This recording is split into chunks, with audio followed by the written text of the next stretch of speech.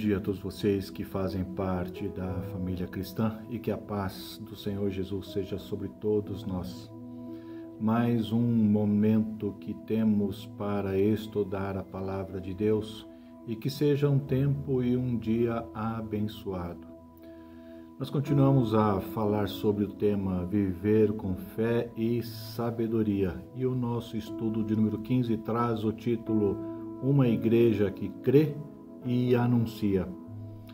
A unidade 3 que iniciamos no estudo anterior, domingo passado, aborda como ser uma igreja que tem fé e usa essa fé com sabedoria para o serviço do reino. O tema envolve ação e disposição para trabalhar, ou seja, fala de uma igreja ativa que crê, presta culto e anuncia a Jesus Cristo. Fala de uma igreja aberta à comunidade e que investe no reino de Deus, sendo uma igreja profética unida em nome de Jesus, sob o poder do Espírito Santo e não reserva espaço para medo da oposição. O estudo traz como base o texto de Atos, capítulo 5, versos de 12 até 42. A leitura deste texto, com cuidado, nos ajuda a observar alguns pontos importantes. Embora o texto seja longo para o nosso tempo aqui, acho importante fazer a leitura porque nos dará maior compreensão do momento que a igreja estava enfrentando. Vamos ler Atos capítulo 5, a partir do verso 12. Os apóstolos realizavam muitos sinais e maravilhas entre o povo. Todos os que creram costumavam a reunir-se no pórtico de Salomão. Dos demais, ninguém ousava juntar-se a eles, embora o povo os tivesse em alto conceito. Em número cada vez maior, homens e mulheres criam no Senhor e lhes eram acrescentados, de modo que o povo também levava os doentes às ruas e os colocava em camas e macas, para que pelo menos a sombra de Pedro se projetasse sobre alguns, enquanto ele passava. Afluíam também multidões das cidades próximas a Jerusalém, trazendo os seus doentes e os que eram atormentados por espíritos imundos, e todos eram curados.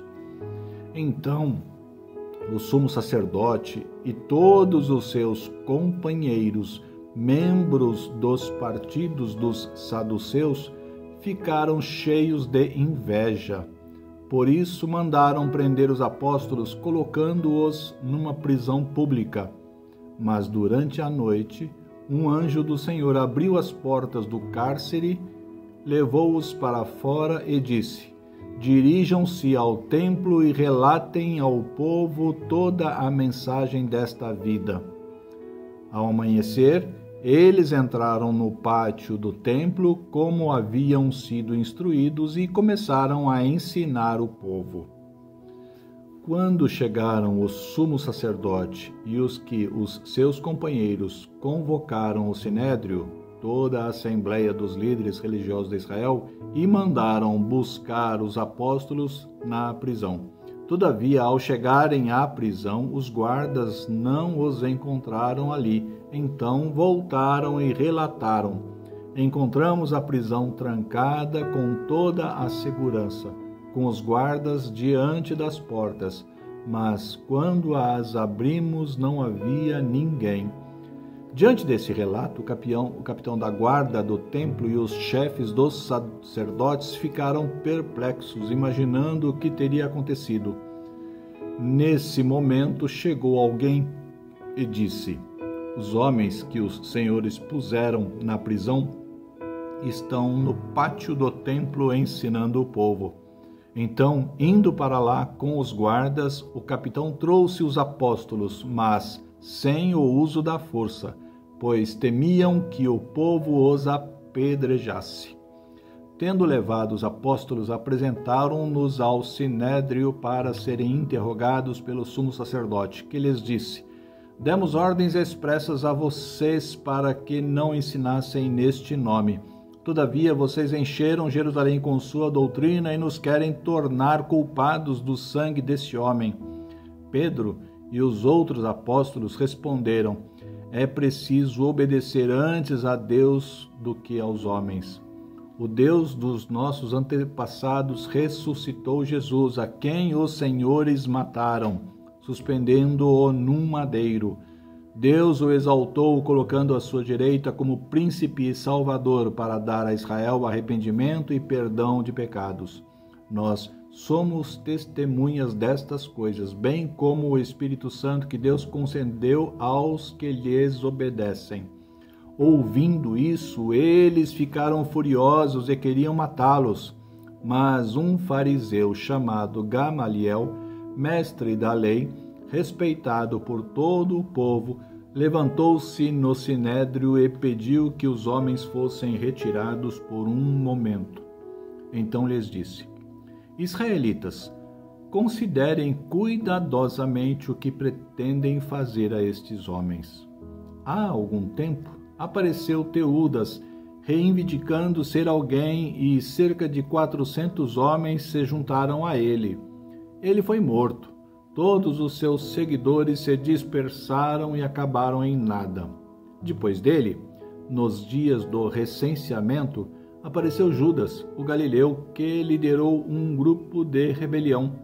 Ele também foi morto e todos os seus seguidores foram dispersos.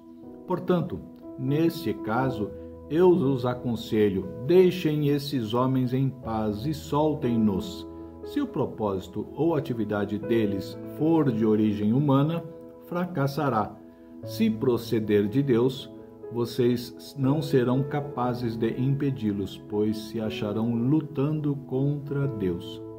Eles foram convencidos pelo discurso de Gamaliel. Chamaram os apóstolos e mandaram açoitá-los. Depois ordenaram-lhes que não falassem em nome de Jesus e os deixaram sair em liberdade. Os apóstolos saíram do sinédrio, alegres por terem sido considerados dignos de serem humilhados por causa do nome de Jesus. Todos os dias, no templo e de casa em casa, não deixavam de ensinar e proclamar que Jesus é o Cristo. Muito bem. Olhando para esta passagem, vemos alguns pontos importantes que nos ajudam a enxergar o contexto e a disposição de alguns em obedecer e outros em exercer oposição. Isto nos leva a pensar nos conflitos que ocorrem na caminhada cristã. Importante observar a disposição dos primeiros cristãos em obedecer à palavra e como se sentiam seguros mesmo em situações adversas. Vejamos, os apóstolos se reúnem em local público, no Pórtico de Salomão. O pórtico é um local coberto à entrada de um edifício, que pode ser de um templo ou de um palácio, uma espécie de alpendre, ou como uma área coberta junto à casa do lado de fora, sustentado por colunas. Nesse lugar, o Pórtico de Salomão, que os apóstolos pregam e ensinam. Os apóstolos realizam milagres e pessoas com todos os tipos de problemas vêm até eles. Isto traz mais gente ainda para conhecer a Jesus e ouvir a palavra de salvação. O povo tinha os apóstolos em alta estima pela forma como se comportavam. Apóstolos sofrem oposição e ameaças do sinédrio. Apóstolos são presos. Durante a noite, um anjo livra os apóstolos da prisão. Pela manhã, o sinédrio, sem saber de nada ainda, manda buscar os presos. O sinédrio fica sem saber como explicar uma prisão bem guardada e sem os presos lá dentro. Os apóstolos não se intimidam e estão no templo pregando e ensinando. Novamente o Sinédrio manda buscar os apóstolos, mas agora sem violência, porque sentiram medo. Sinédrio ameaça de novo. Apóstolos não demonstram medo das autoridades, dizendo que importa primeiro obedecer a Deus. Sinédrio então fica furioso a ponto de desejar matá-los. É nesse instante que Gamaliel, um fariseu respeitado por todos e pelo povo, intervém e aconselha ao Sinédrio esperar um tempo, pois se o que os apóstolos fazem é obra de homem, logo tudo isto cessará, mas se realmente é obra divina, o Sinédrio nada poderá fazer. O Sinédrio, ainda respirando sua fúria, ouve o conselho de Gamaliel e solta os apóstolos. Os apóstolos saem alegres por honrarem o nome de Cristo, mesmo passando por humilhação. Todos os dias, no templo e de casa em casa, não deixavam de ensinar e proclamar que Jesus é o Cristo. No estudo anterior, vimos que antes dos apóstolos e discípulos serem cheios do Espírito Santo, sentiam medo e, quando se reuniam, as portas estavam bem trancadas. João 20, 19 e 26, a gente vê esta referência. Mas depois que foram cheios do poder pelo Espírito Santo, o medo já não era mais importante. Entendo até como natural pensarem nas consequências ruins que poderiam sofrer por causa da perseguição e a oposição que teriam, mas o medo não tinha espaço e não era obstáculo para a obediência ao que Jesus mandou fazerem. Nós vimos também que pelo menos 11 detalhes extraídos de Atos 2, 42 a 47, como pontos importantes que destacavam a forma como esta igreja vivia, nos levando a ver este grupo como uma igreja modelo. Vimos também que enquanto a igreja obedecia ao seu chamado, Deus realizava o acréscimo de pessoas e a igreja crescia. Os discípulos e apóstolos vivem um novo tempo. Este novo tempo é debaixo do poder de Deus, pois o Espírito Santo lhes dá a direção e a força necessária para anunciar a mensagem de salvação pelo nome de Jesus Cristo. O título do estudo de hoje é Uma Igreja que crê e anuncia. A igreja estava surgindo. Homens e mulheres estavam ouvindo a palavra, pessoas que, crendo na mensagem, já se tornavam então milhares e milhares de pessoas.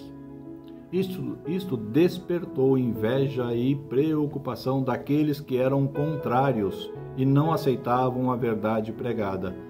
A oposição vem e traz ameaças contra a vida. A perseguição aumenta. No capítulo 8 de Atos, temos o relato da primeira grande perseguição à igreja. Os apóstolos foram dispersos. Saulo assolava a igreja. Saulo respirava ameaças de morte em todo o tempo contra os cristãos. Não obstante a tudo isto, os escolhidos do Senhor continuavam a pregar. Nós vemos em Atos 8:4 que, enquanto eram dispersos e para onde eram levados, a palavra era pregada. Em Atos 8:8 é relatado a alegria que a cidade de Samaria experimenta por ver as obras de Deus serem manifestas ali. Voltando então ao texto de Atos 5, observamos que os apóstolos estão ensinando, pregando e realizando milagres. É o poder de Deus gerando um movimento de crescimento, porque os discípulos estavam obedecendo ao que Jesus ensinou. Lembre-se que Jesus disse aos discípulos em João 14:15, se me amais, guardareis os meus mandamentos. E em João 14:27, Jesus dizendo para os discípulos, não se turbe o vosso coração, nem se atemorize. Guardar a palavra, obedecer à palavra. A palavra é como semente que no devido tempo brota e manifesta o seu poder. Era isto que estava ocorrendo.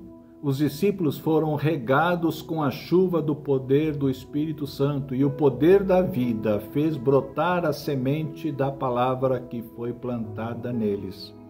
Aqui entendemos ser necessário que a igreja leia, estude, aprenda e guarde a palavra. No devido tempo, no tempo de Deus, a semente plantada no coração irá germinar, brotar, crescer e frutificar. Esse entendimento é claro na palavra de Deus e o Salmo de número 1 diz que aquele que medita de dia e de noite na lei do Senhor é como árvore plantada junto à corrente de águas que no devido tempo dá o seu fruto e cuja folhagem não murcha e tudo quanto faz prosperará. Os discípulos estavam experimentando o germinar e o brotar da semente. Mas vemos no texto de Atos que em seguida o Sinédrio manifesta inveja e preocupação. O Sinédrio parece preocupado com o crescimento da comunidade e temeroso resolve agir e impedir e calar os seus líderes. Vemos no texto que uma prisão não foi barreira para os apóstolos. O anjo do Senhor cuidava deles e a ordem era: continuem a pregar. Deveriam ir ao templo e continuar a pregar e ensinar a palavra. Obedecer era o que os apóstolos precisavam fazer. Obedeceram, sem questionar como seria o dia seguinte. O Sinédrio, como oposição, tenta calar os apóstolos, mas eles têm o ensinamento de Jesus em suas mentes de forma bem clara. Qual é? Não se turbe o vosso coração, nem se atemorize. Aqui lembramos que Abacuque confirma a certeza de que tudo está bem quando confiamos naquele que tudo pode e é soberano em todas as coisas e sobre todos. Ele diz lá em Abacuque 3,17, ainda que todas as situações se manifestem de forma contrária aos seus desejos, ele confia no Senhor e ele se alegra nele, pois Deus é a sua fortaleza. O salmista Davi, no Salmo 27, canta que o Senhor é a luz, é a sua luz e a sua salvação. O Senhor é a sua fortaleza. Logo, de quem temerei? A quem temerei? Os apóstolos sabiam que estavam enfrentando uma forte oposição, mas diante da promessa de Jesus de que o Consolador seria com eles em todo o tempo, não tinham tempo de pensar em medo. Sabemos pelos relatos seguintes no livro de Atos que a igreja sofre cada vez mais uma forte perseguição, mas a igreja cresce. Os discípulos estavam vivendo a realidade da palavra e do poder de Deus porque foram fiéis e obedientes aos mandamentos. O Consolador prometido veio e era com eles. Em Atos capítulo 4, do versículo 1 até o 31, nós vemos a realidade quando se vive debaixo do Espírito Santo. A realidade do mover do Espírito Santo. Uma igreja cheia do Espírito Santo não se esconde. Uma igreja cheia do Espírito Santo não tem medo dos obstáculos. Uma igreja cheia do Espírito Santo não pede para cessar os problemas, mas pede mais ousadia para tornar o nome de Cristo mais forte e conhecido diante das circunstâncias. A igreja historicamente avança e cresce mais quando enfrenta a pressão contrária, porque entende que está sob o poder do Espírito Santo de Deus.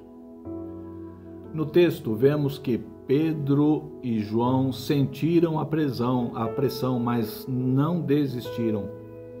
Procuraram a igreja e relataram a situação. Daí, nós vemos a oração que fizeram, está nos versos de 24 a 30. Igreja que levanta a voz a Deus. Igreja que, em unanimidade, levanta a voz ao Senhor. Resultado, o lugar tremeu. Porque a igreja estava unida no mesmo pensamento e disposta a enfrentar a pressão. Tudo isto pelo poder do Espírito Santo de Deus. Deus, Tu que és soberano e é mais do que eles, veja o que estão fazendo.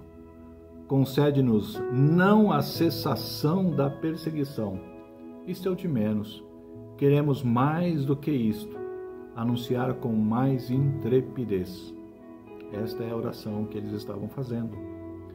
Eles não pediram alívio da situação, mas sim mais poder para pregar a palavra. Como entender a perseguição que os crentes de hoje enfrentam?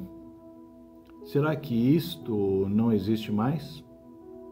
O mandamento de anunciar a palavra de salvação ainda está na ordem do dia para aquele que conhece a Jesus. A Igreja Modelo de Atos nos ensina que era necessário perseverar na doutrina, na comunhão, na oração, viver em alegria, demonstrar interesse em servir e obedecer a Jesus em qualquer situação. É no estudo da palavra que conhecemos mais os propósitos do Senhor. É na comunhão que renovamos a nossa fé. É na oração que buscamos força e, pelo agir do Espírito Santo, somos uma igreja que crê e anuncia. Vamos orar.